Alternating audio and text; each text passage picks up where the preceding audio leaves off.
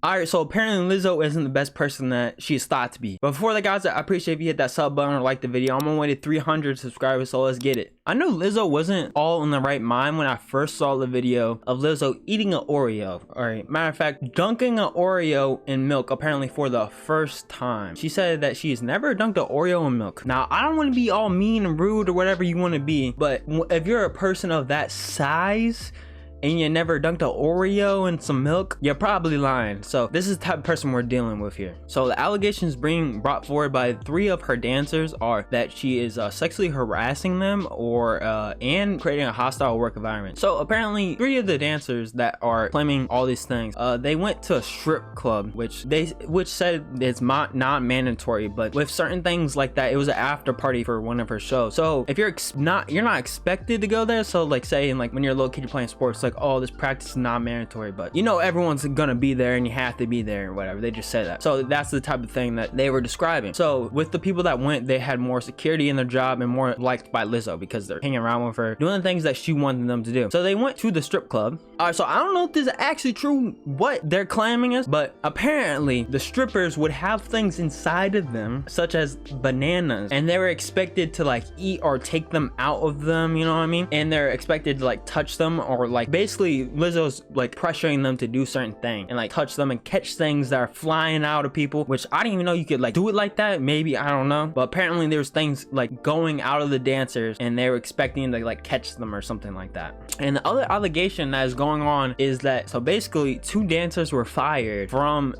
their job or whatever. I don't know what they're doing, so because Lizzo didn't like their performance, so they weren't meeting the standards of the performance. So when that happened, she fired 2 dancers, then all of a sudden they had to re-audition for the roles they already had. And like, okay, that's whatever, that's whatever, you can do that, right? But it was a 12-hour rehearsal, right? And this girl was given a see-through dress, so that was like the attire they had to wear, but she had to use the restroom. So she ended up was being fearful that she wouldn't be able to use the restroom because Lizzo would get mad at her. This is where this hostile environment comes from, that she can't use the restroom, so she had to end up using the restroom in the dress. And that's why, another reason why this is also in it. But if you're creating an environment where you can't use the restroom, and that's like like it's basically a right by human to use the restroom, not like you got to use it like 12 times a day, like every minute. But if you're doing a 12-hour rehearsal, you should be able to use the restroom, especially once or twice or something like that. That's what I got from this article I read. But let me know in the comments what you guys think. Me personally, what I think about the whole situation is I think it's a little exaggerated to the point of where these might be true and there might be false things in there. Like she said in the article that the strip club things were non-mandatory, right? But those people were willing to go, but they probably saw that other people get more attention being liked because they're hanging around Lizzo after the fact of they didn't have to mandatory go there, but she's inviting them, so she expects like her people to go, but you don't have to. So you're willingly going to the strip club, so that's first on you. No one told you to go in there. You went in there. She's probably like pressuring them into doing it a little bit, which is kind of weird because you and your boss shouldn't really be in an environment where like they're pressuring you outside of work to do certain things. That's where it gets a little weird. Say if they were just normal people and they didn't have to like, and they were just going there randomly, a random person pressuring, they're probably not going to want to do certain things. But just because she is her boss, their boss, they're more likely to do certain things because they want to keep their job, they want to do all these things. They're probably feeling a lot more pressure. So that's where it gets kind of weird. I would understand that, but that you're willingly going to there, and then it's not, she's really not doing anything wrong probably in her head, but once you're in that position of power, you shouldn't be like doing that with your